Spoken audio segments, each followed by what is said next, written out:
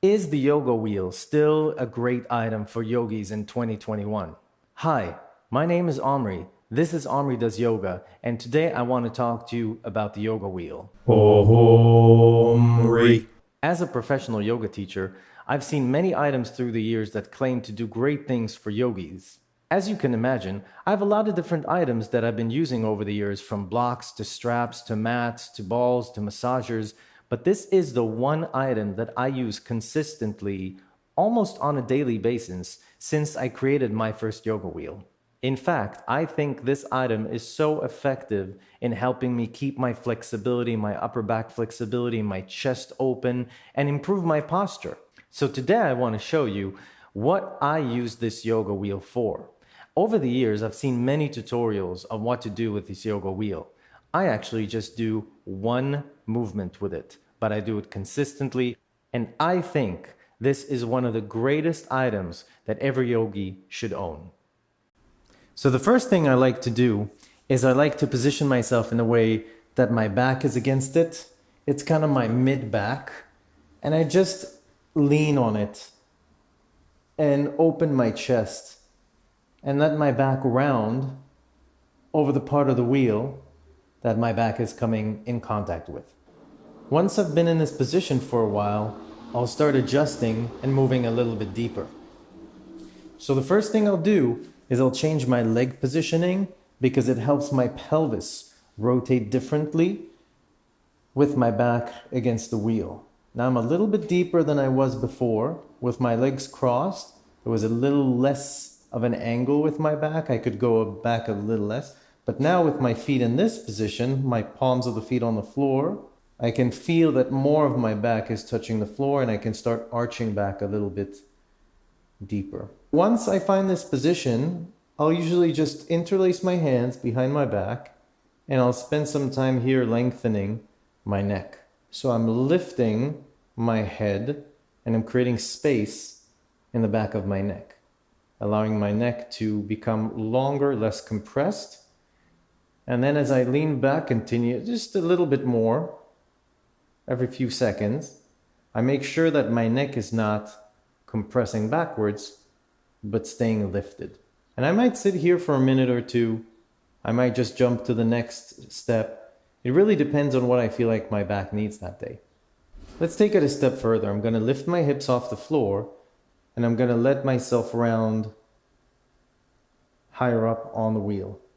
So what happens at this point is that I'm heavier on the wheel. There's more weight that I'm putting on the wheel. I'm still supporting my head. I don't want it to hang behind me because sometimes that's uncomfortable and it distracts me from what I want to do with my back.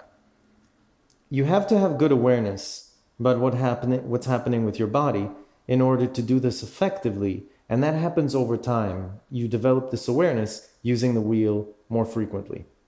Once I'm in this position, I can start rolling or positioning the wheel onto my lower back. So before it was my mid back and my upper back, and now I can really feel it stretch my stomach. So since my back is rounding over the wheel, my lower back, my stomach muscles are stretching. I'm going to allow myself to roll a little bit farther back. I'm going to lower my head a little bit more. I'm still supporting it. I'm opening my armpits outwards, and I'm allowing, this is going to have my lower back, my sacrum, my mid back, even my upper back, all touching the wheel. And I'm going to give myself an opportunity, or my body an opportunity, to stretch over the wheel. So let's talk about that moment there where I was stretching over the wheel. What does it mean to give your body an opportunity to stretch? So this is something I do in my yoga practice and when I teach as well. The understanding that you have to allow your body to relax into a position safely in order for things to stretch deeper. It's something that also develops over time, but as you become more proficient at it, you'll see that you'll make much more gains, and you'll go into places, nooks and crannies in your body that you might have not felt before. So when I find myself in that deep position all the way up, I'm aware that my back is contracting. So as I'm rounding on the wheel, I'm contracting my back ever so slightly, rounding it a little bit more. And then I can feel an intense stretching feeling here in the front, my chest, my stomach, even into my pelvis, even sometimes into my thighs and groin. So as I go into that position and I'm aware of all the stretching happening, I slowly talk to it and I allow it to release more and more. So that's something that you might have to work on to develop this technique. But as you tell the muscles that they don't have to grip so much, that they can let go a little bit and you can stretch a little farther, you'll see that you'll suddenly move a little bit deeper into the posture, maybe a quarter inch, maybe half an inch, maybe even a full inch. But it's a very intense feeling. So don't stay in that position for a long time. I might stay a couple of minutes, maybe at most, if I'm really, really open and it feels comfortable. But it can also feel very, very intense. A few seconds can be overwhelming. Let's look at it again. So I'm going to interlace my hands and I'm supporting my head and I'm opening the elbows outwards. I'm going to roll back into that position.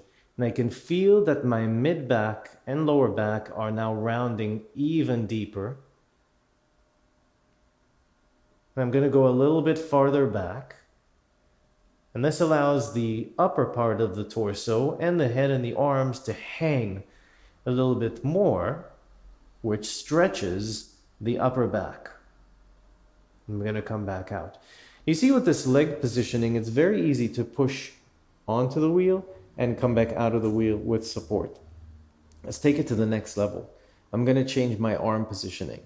To change my arm positioning and grab the wheel behind me, I might have to lift my hips so that my hands can get the grip on the wheel. Once my hands get a grip on the wheel, I squeeze my elbows together again to support my head. Otherwise, the neck is going to work too hard in this position. So my head is now cradled between my arms.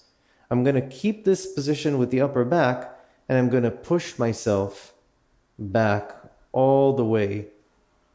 And I might even sometimes go all the way to the floor. Let's see if I can get that to happen. Yes, here we go. My elbows touch my floor.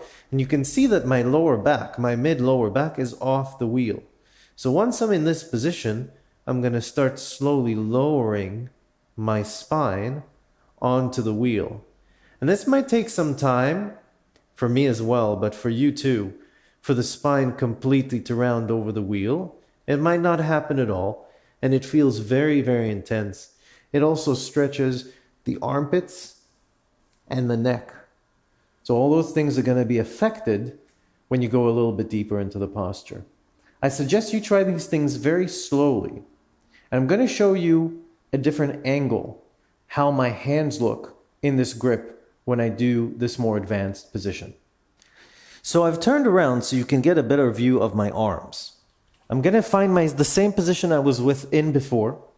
Palms of the feet on the floor. Mid upper back against the wheel.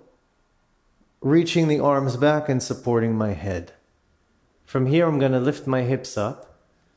And I might even find my head against the wheel. This feels really good. And I have more overhead to grab the wheel in a way that's more effective. You can grab the wheel itself. I sometimes like to interlace the hands behind the wheel and squeeze the elbows in. In this position, I'll start rolling back.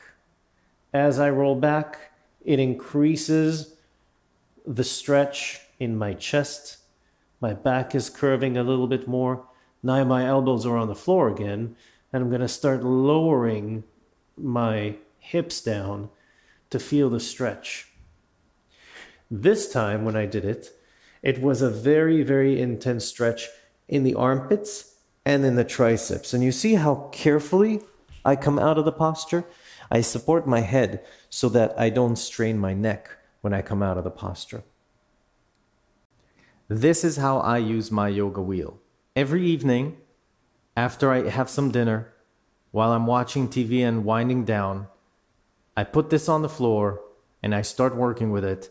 And sometimes I'll watch TV on it for a little bit to give myself an opportunity to open up my chest and I do some of the bad postures that I sit in during the day. This wheel has been incredibly useful for me at any level of practice. When I was a beginner, it was helpful to just get that feeling of what a back bend feels like. As an intermediate and advanced practitioner, it helps deepen the postures and create more space. I wholeheartedly recommend that if you don't have one already, you get one of these to help you deepen your practice. If you have any questions, please put them in the comment section below. I'll be happy to interact. If you like this video, please subscribe to my channel. There's a lot of different content from yoga classes to routines to items that I use I think could be very helpful for you. Thank you for joining me, as always, and I'll see you soon. Goodbye.